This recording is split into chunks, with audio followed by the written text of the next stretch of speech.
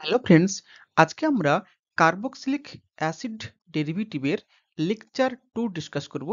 এখানে মূলত আমরা কার্বক্সিলিক অ্যাসিড কি করে প্রিপারেশন করা হয় তারই ডিফারেন্ট প্রসিডিউর, মূলত 7টা প্রসিডিউর আজকে শেখার চেষ্টা করব। ফার্স্ট, যদি কোনো অ্যালকিনকে অ্যালকালাইন পটাশিয়াম পারম্যাঙ্গানেট দিয়ে হিট করি, তাহলে এই অ্যালকিন মাঝখানে ভেঙে যাবে, ভেঙে গিয়ে দুটো কার্বক্সিলিক অ্যাসিড তৈরি করছে। অর্থাৎ বাম দিক থেকে একটা কার্বক্সিলিক অ্যাসিড পাচ্ছি, ডান দিক থেকেও একটা কার্বক্সিলিক অ্যাসিড পাচ্ছি। এখন অ্যালকিন ই বা জেড যেটা হোক না কেন, এই রিয়াকশনটাতে আমরা কার্বক্সিলিক অ্যাসিড তৈরি করতে পারছি। একইভাবে যদি কোনো অ্যালকিনের আমরা ওজোনোলিসিস রিয়াকশন করি, তাহলে প্রথমে অ্যালকিন নিচ্ছি, তাকে যদি আমরা ওজোনোলিসিস করি, তারপরে সিম্পল অ্যাসিডিক ওয়ার্কআপ, তাহলেও আমরা এই ডাবল বন্ড ভেঙে গিয়ে আমরা দুদিকেই দুটো কার্বক্সিলিক অ্যাসিড তৈরি করতে পারছি। আবার দেখো, যদি কোনো অ্যালডিহাইডকে আমরা যদি কোনো অক্সিডেশন করি, ধরো এখানে টলেন্স রিএজেন্ট দিয়ে অক্সিডেশন করছি, তারপরে সিম্পল অ্যাসিডিফাই করছি, তাহলেও আমরা এই অ্যালডিহাইড অক্সিডাইজ করে আমরা কার্বক্সিলিক অ্যাসিড তৈরি করতে পারছি। আবার দেখো, কোনো অ্যালকোহলকে যদি আমরা অ্যালকালাইন পটাশিয়াম পারম্যাঙ্গানেট দিয়ে হিট করি, তারপরে স্বাভাবিক অ্যাসিডিফিকেশন করছি, তখনও আমরা এই COOH গ্রুপ তৈরি হচ্ছে অ্যালকোহল অক্সিডেজ হয়ে। যদি কোনো অ্যালডিহাইড কিংবা অ্যালকোহলকে যদি ক্রোমিক অ্যাসিড দিয়ে অক্সিডেশন করি, তখনও আমরা করসপন্ডিং কার্বক্সিলিক অ্যাসিড তৈরি করতে পারবো। যদি কোনো অ্যালকাইল সাবস্টিটিউটেড বেনজিন, অর্থাৎ এই যে আর গ্রুপ ইকুয়াল টু কি হবে, মিথাইল, ইথাইল, প্রোপাইল, আইসোপাইল যা কিছু হতে পারে, কিন্তু এ কখনোই 3 ডিগ্রি হবে না, অর্থাৎ কোনো টারসিয়ারি বিউটাইল বা এই ধরনের গ্রুপ হবে না। তাহলে এই ধরনের কোনো অ্যালকাইল বেনজিনকে যদি অ্যালকালাইন পটাশিয়াম পারম্যাঙ্গানেট দিয়ে হিট করি, তারপরে সিম্পল অ্যাসিডিফিকেশন, তখনও কি হবে না, আমরা বেনজোইক অ্যাসিড ডেরিভেটিভ বানাতে পারবো। অর্থাৎ এই আর গ্রুপ, সে মিথাইল, ইথাইল, প্রোপাইল যা কিছু হোক না কেন, সব ভেঙে চুরে যাবে, শুধুমাত্র বেনজাইলিক পজিশনে COOH গ্রুপ থেকে যাবে। অর্থাৎ আমরা সবসময় কি পাবো না, বেনজোইক অ্যাসিড ডেরিভেটিভ পাবো এখানে আমরা। যদি এর উল্টোটা করি, অর্থাৎ কোনো অ্যালকাইল বেনজিনকে যদি আমরা ওজোনোলিসিস করি ফলোড বাই H2O2 দিয়ে অক্সিডেশন করি, তখন এখন ওজন তো আর এই অ্যালিফেটিক আর গ্রুপের সঙ্গে রিঅ্যাকশন করবে না, ও কি করবে, বেনজিন রিংয়ে যেহেতু ডাবল বন্ডগুলো আছে, তাহলে এদের সঙ্গেই রিঅ্যাকশন করবে, করে এদেরকে ভেঙে দিবে। ভেঙে দিয়ে শুধুমাত্র এই বেনজিনের এই কার্বন 2 থেকে যাবে। এই কার্বন কন্টেনেই যে কি করবে না, COO আর OH ধরতে পারি যে আমার এদিকে একটা O আর এদিকে OH, এই চলে আসবে। তাহলে এইভাবে কোনো অ্যালকাইল বেনজিন থেকে অ্যালিফেটিক কার্বক্সিলিক অ্যাসিড কিন্তু বানাতে পারছি। এখানে দেখো আর equal to methyl, ethyl, propyl, এখানে টার্সিস বিউটাইল হতে পারে। তাহলে যে কোনো অ্যালিফেটিক কার্বক্সিলিক অ্যাসিডগুলোকে কিন্তু আমরা এই ওজোনোলিসিস পাথওয়েতে তৈরি করতে পারছি।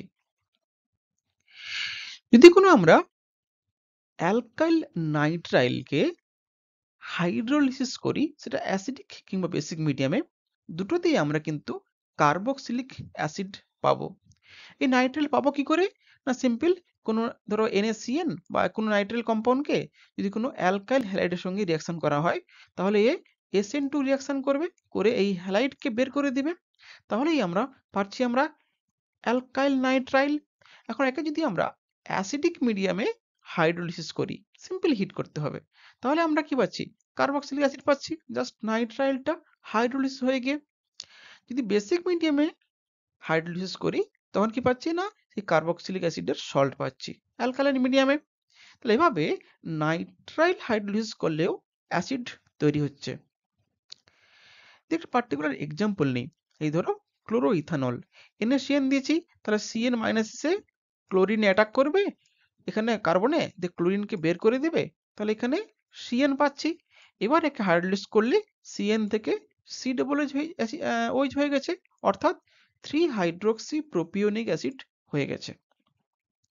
আবার দেখো, এই যে ডাইব্রোমোপ্রোপেন, একে যদি NaCN এর সঙ্গে রিয়াকশন করি, প্রথমে কি হবে না, প্রথমে CN একটা একটা ব্রোমিনকে বের করে দেবে, এই ব্রোমিনটাকেও বের করে দেবে, একইভাবে আরেকটা যে ব্রোমিন আছে সেখানে অ্যাটাক করেও ব্রোমিনকে বের করে দেবে, অর্থাৎ এখানে ডাইনাইট্রাইল কম্পাউন্ড তৈরি হবে। এবার যদি একে ধরো সিম্পল অ্যাসিডিক হাইড্রোলিসিস করি, তাহলে পাচ্ছি কি আমরা না, দুটো ডাইকার্বক্সিলিক অ্যাসিড পাচ্ছি আমরা, যেটাকে আমরা ইউপেক নেমে বলছি পেন্টেন ডাইউইক অ্যাসিড। আর কমন অর্থাৎ কি না, কমনলি বলি আমরা গ্লুটামিক অ্যাসিড, তিনটে আছে এখানে, তিনটে CH2 আছে, এটাকে বলছি আমরা গ্লুটামিক অ্যাসিড বা পেন্টেন ডাইউইক অ্যাসিড। তাহলে এভাবে নাইট্রাইল থেকে অ্যাসিড সহজে তৈরি করতে পারছি। নেক্সট হচ্ছে গ্রিগনার্ড রিয়াকশন ইউজ করে, ধরা যাক যে কোনো অ্যালকাইল হ্যালাইড, ধরো 1-ক্লোরোবিউটেনকে আমরা ম্যাগনেসিয়াম এবং ইথার মিডিয়ামে রিয়াকশন করছি, তাহলে স্বাভাবিক ও ম্যাগনেসিয়াম কি করবে, এই Cl এর মাঝখানে আসবে, দিয়ে আমার MgCl আর MgCl তৈরি করবে গ্রিগনার্ড রিয়েজেন্ট। এরপর যদি কার্বন ডাই অক্সাইড দেওয়া হয়, কার্বন ডাই অক্সাইড কি C double bond O double bond O, তাহলে এইভাবে এইখানে কি করবে না, এই C- এখানে কার্বনে অ্যাটাক করবে, অ্যাটাক করে এই অক্সিজেনকে বের করে দেবে, তাহলে CO ডাবল বন্ডকে ভেঙে দেবে একটা, ভেঙে দিলে তারপর যখন আমি অ্যাসিডিফিকেশন করব তখন কিন্তু আমরা এই কার্বক্সিলিক অ্যাসিড ডেরিভেটিভ পেয়ে যাচ্ছি, অর্থাৎ যে অ্যালকাইল ক্লোরাইড নিয়েছি তার সঙ্গে একটা হোমোলোগেশন হয়ে গেছে, অর্থাৎ তার সঙ্গে একটা কার্বন যোগ হয়ে গিয়ে করসপন্ডিং কার্বক্সিলিক অ্যাসিড পেয়েছি, যেমন এখানে বিউটেন থেকে পেন্টানোইক অ্যাসিড পেয়েছি। একইভাবে যদি আমরা টারসিয়ারি বিউটাইল ক্লোরাইড নেই, তাহলে সেই টারসিয়ারি বিউটাইল ক্লোরাইডের সাথে একটা কার্বক্সিলিক অ্যাসিড গ্রুপ যোগ হয়ে যাবে।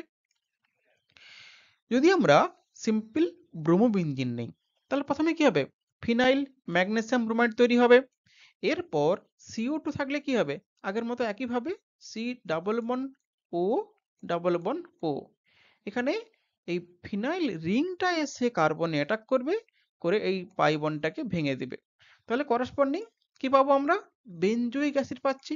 তাহলে গ্রিগনার্ড রিয়াকশন ইউজ করে কিন্তু কার্বক্সিলিক অ্যাসিড তৈরির একটা কিন্তু গুড পাথওয়ে। তাহলে আজকে আমরা টোটাল 7টা প্রসিডিওর শিখলাম, নেক্সট ক্লাসে আমরা কার্বক্সিলিক অ্যাসিডের রিয়াকশন নিয়ে ডিসকাস করব। আজকে এটুকুই, থ্যাংক ইউ।